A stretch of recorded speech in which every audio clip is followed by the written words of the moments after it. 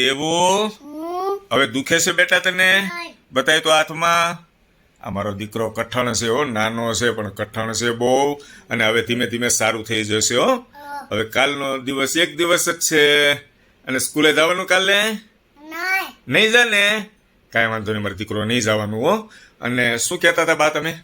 નાનો છે પણ બહુ સમજે, સ્લોટકો છે. અરે આ કઠણ છે મારો દીકરો, જો હે બહુ ડાયો છે, હજી 4 વર્ષની ઉંમર છે, અને છબડા નીકળ્યા છે. અસબડા તો નીકળે જ વહેલા મોડા, પણ આ છોકરો કઠણ છે.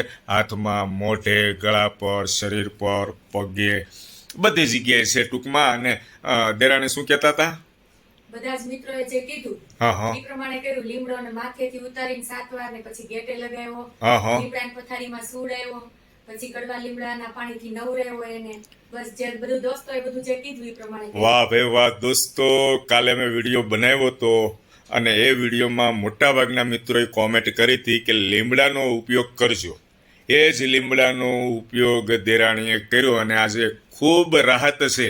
દુખાવાની કોઈ ફરિયાદ નથી. દુખે છે બેટા? નથી દુખતું ને? વાહ ભાઈ વાહ. અને ખૂબ સરસ, ખૂબ ખૂબ આભાર મિત્રો. જ્યારે મિત્રોની જરૂર પડે છે, મિત્રોને પૂછીએ છીએ, ત્યારે 100% મારા મિત્રો બધા હાજર હોય છે. ખૂબ ખૂબ આભાર. હું હેતલ કુમાર સાવલિયા મિત્રો તમને દિલથી આભાર વ્યક્ત કરું છું. Thank you very much. Thank you.